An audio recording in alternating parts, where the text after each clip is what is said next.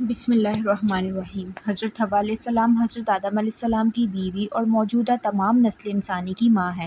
اللہ تعالیٰ نے انہیں حضرت آدم علیہ السلام کی بائیں پسلی سے تخلیق کیا، چونکہ وہ زندہ آدمی سے بنائی گئی، اس لیے ان کا نام حوا رکھا گیا۔ ان کا نام قرآن مجید میں نہیں آیا، صرف زوجہ آدم کا کئی مقام پر ذکر ہے۔ جنت میں حضرت آدم و حضرت حوا علیہ السلام دونوں کو شجر ممنوعہ کا پھل کھانے سے روکا گیا تھا۔ دونوں ہی اس حکم خداوندی کو بھول گئے اور وسوسہ شیطان سے اسی درخت کا پھل کھا بیٹھے۔ پھل کھاتے ہی احساس گناہ ہوا اور توبہ استغفار میں لگ گئے۔ اللہ جل شانہ نے معاف تو کر دیا، مگر مشیت میں زمین کو آباد کرنے کا وقت آ گیا تھا۔ تخلیق آدم کے وقت ہی بتا دیا گیا تھا کہ زمین پر ایک خلیفہ یا نائب کا تقرر ہونے والا ہے، اس لیے آدم و حوا دونوں کو زمین پر اتار دیا گیا۔ جدہ کے باہر سمندر کے کنارے ایک قبر کا نشان ہے، جس کے متعلق لوگوں کا خیال ہے کہ یہ حوا کی قبر ہے۔ یہودیوں کی روایات کے مطابق آدم و حوا کی شادی میں خدا، جبرائیل اور دوسرے فرشتے شامل تھے۔ جنت سے نکلنے کے بعد آدم اور حوا نے مکہ کا سفر کیا اور خدا کی عبادت کی، اور یہیں حوا کو پہلا حیض آیا۔ کہا جاتا ہے 10 قسم کی سزائیں حوا اور اس کی بیٹیوں کو تجویز ہوئیں، جن میں حیض آنا، حمل اور وضع حمل کی تکالیف شامل ہیں۔ پھر کہا گیا کہ اگر وہ اپنے خاوند کی وفادار رہے گی تو اس کے ساتھ جنت میں جائے گی، اگر وہ بچے کی پیدائش کے دوران میں وفات پا جائے تو شہید کا مرتبہ پائے گی۔ کہا جاتا ہے کہ حوا حضرت آدم کے 2 سال بعد فوت ہوئیں اور ان کے پہلو میں دفن کی گئیں۔ کہا جاتا ہے جنت میں صرف 2 انسان آدم اور حوا ایسے ہوں گے جن کی ناف نہیں ہوگی، کیونکہ ناف ماں کے پیٹ میں جنم لینے والے بچوں میں ہی ممکن ہے۔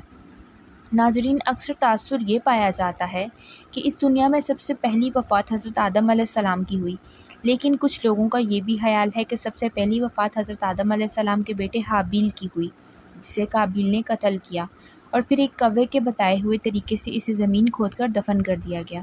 سورۃ الاعراف میں اللہ رب العزت نے حضرت حوا کے حمل کو یوں بیان فرمایا ہے: وہ اللہ ہی ہے جس نے تمہیں ایک جان سے پیدا کیا اور اسی کی جن سے اس کا جوڑا بنایا تاکہ اس کے پاس سکون حاصل کرے۔ پھر جب حضرت آدم علیہ السلام نے حضرت حوا علیہ السلام کو ڈھانپ لیا تو اسے ایک خفیف یعنی ہلکا سا حمل رہ گیا، جسے لیے وہ چلتی پھرتی رہیں۔ پھر جب وہ بوجھل ہو گئیں تو دونوں نے مل کر اپنے رب سے دعا کی کہ اے اللہ، تو نے ہم کو اچھا سا بچہ دیا تو ہم تیرے شکر گزار ہوں گے۔ مگر جب اللہ نے ان کو صحیح و سالم بچہ دے دیا تو وہ اس کی بخشش و عنایت میں دوسروں کو اس کا شریک ٹھہرانے لگے۔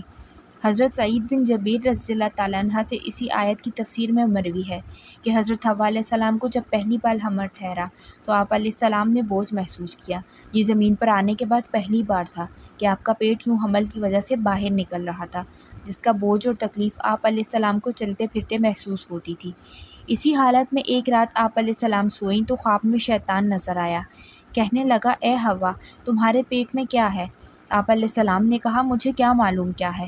ابلیس نے پھر پوچھا، یہ کہاں سے نکلے گا، ناک سے یا کان سے؟ آپ علیہ السلام نے کہا، میں نہیں جانتی۔ ابلیس نے پھر کہا، اگر یہ صحیح سلامت نکل آیا تو کیا تم میری بات مانو گی اور جو میں کہوں گا اس پر عمل کرو گی؟ تو آپ علیہ السلام نے حامی بھر لی۔ کہنے لگا، اس کا نام حارث رکھنا۔ اس کی وجہ آپ نے یہ بیان کی کہ حارث ابلیس لعین کا نام تھا، یعنی وہ حضرت آدم علیہ السلام کی پہلی اولاد کو اپنے نام کے ساتھ منسوب کرنا چاہتا تھا۔ حضرت حوا علیہ السلام نے حامی بھر لی اور صبح تمام واقعہ حضرت آدم علیہ السلام کے گوش گزار کر دیا۔ حضرت آدم علیہ السلام نے تمام واقعہ سننے کے بعد فرمایا، وہ شیطان تھا، تم اس سے بچ کر رہنا، وہ ہمارا کھلا دشمن ہے جس نے ہمیں جنت سے نکلوایا تھا۔ شیطان ایک بار پھر حضرت حوا علیہ السلام کے پاس آیا اور اسی بات پر آمادہ کیا۔ حضرت حوا علیہ السلام نے پھر حامی بھر لی، لہٰذا جب حمل مکمل ہو گیا اور اللہ تعالیٰ نے سلامتی کے ساتھ بچے کو پیٹ سے نکال دیا تو حضرت حوا علیہ السلام نے وعدہ کے مطابق بچے کا نام حارث رکھ دیا۔ ابن جریر طبری لکھتے ہیں کہ یہی وہ واقعہ ہے جس کا ذکر اللہ پاک نے سورہ اعراف میں فرمایا ہے۔ اسی واقعہ کی طرف ایک اور روایت حضرت ابن عباس رضی اللہ تعالیٰ عنہ کی طرف منسوب کی جاتی ہے۔ آپ رضی اللہ تعالیٰ عنہ فرماتے ہیں، حضرت آدم علیہ السلام سے حضرت حوا علیہ السلام کو جو اولاد ہوتی تو انہیں اللہ تعالیٰ کا عہد قرار دیا جاتا اور ان کے نام عبداللہ اور عبید اللہ وغیرہ رکھے جاتے، لیکن ان کی وفات بہت جلد ہو جاتی۔ ابلیس لعین ان دونوں کے پاس آیا اور کہنے لگا، اگر تم اپنے بچوں کے نام ان ناموں کے علاوہ رکھو جو اب تک رکھتے ہو تو یہ زندہ رہیں گے۔ اس کے بعد ان کے ہاں جو لڑکا پیدا ہوا انہوں نے اس کا نام شیطان کے بتائے ہوئے طریقے سے عبد الحارث رکھا۔ ایک اور روایت جو حضرت سمرہ بن جندب رضی اللہ تعالیٰ عنہ سے مروی ہے، وہ اس طرح ہے کہ رسول اللہ صلی اللہ علیہ وآلہ وسلم نے فرمایا، حضرت حوا علیہ السلام کا کوئی فرزند زندہ نہ رہتا تھا۔ انہوں نے نظر مانی کہ اگر ان کا بیٹا زندہ رہا تو اس کا نام عبد الحارث رکھیں گی۔ پس ان کا بیٹا ہوا اور زندہ رہا تو اس کا نام انہوں نے عبد الحارث رکھا، اور یہ اصل میں شیطان کی وجہ سے تھا۔ ابن فضیل کی روایت میں یہ بھی اضافہ ہے کہ شیطان نے کہا، اگر وہ صحیح سلامت نکل آئے جو تیرے پیٹ میں ہے اور تمہیں کسی قسم کا کوئی نقصان نہ پہنچے اور نہ ہی تمہاری موت کا باعث بنے تو کیا تم میری بات مانو گی؟ انہوں نے کہا ہاں۔ اس پر ابلیس نے کہا اس کا نام عبد الحارث رکھنا۔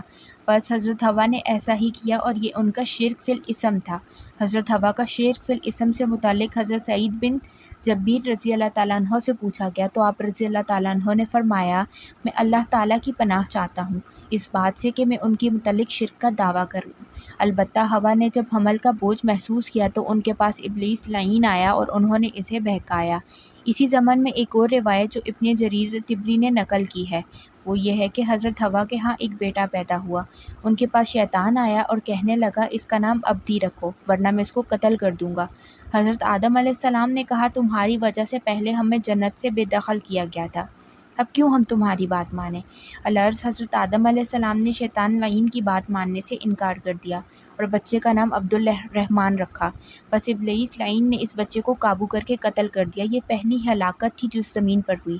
پھر جب دوسرا بچہ پیدا ہوا تو شیطان پھر آیا، اور پھر جب دوسرا بچہ پیدا ہوا تو کہا کہ اس صورت میں مجھ سے اپنے بچے کو بچا سکتے ہو کہ آئندہ ہونے والے بچے کا نام عبد الحارث رکھو، جبکہ ابلیس کا پہلا نام حارث تھا۔ ابلیس تو مردود ہونے کے بعد نام دیا گیا تھا۔ اب انہوں نے اس بچے کا نام عبد الحارث رکھا، جس واقعے کا تذکرہ قرآن پاک کی سورہ راف آیت نمبر 190 میں کیا گیا ہے۔ ناظرین، ابن جریر طبری رحمۃ اللہ یہ تمام روایت نقل کرنے کے بعد کہتے ہیں، یہ تمام روایات اس پر دلالت کرتی ہیں کہ آدم و حوا علیہ السلام کی بعض اولاد کی وفات ان دونوں کی وفات سے پہلے ہو چکی تھی، اور اس باب میں اس کے علاوہ بھی متعدد روایات کی تردید کی جا رہی ہے، جس میں کہا گیا ہے کہ زمین پر سب سے پہلی وفات حضرت آدم علیہ السلام کی ہوئی، یعنی آپ کی اور آپ کے قتل ہوئے بیٹے حابیل کی وفات سے پہلے آپ کے کچھ نومولود بچے بھی وفات پا چکے تھے۔ اللہ تعالی ہمیں دین کی سمجھ عطا فرمائے اور ہمارا خاتمہ ایمان پر کریں، آمین۔ ویڈیو پسند آئے تو ویڈیو کو لائک کریں اور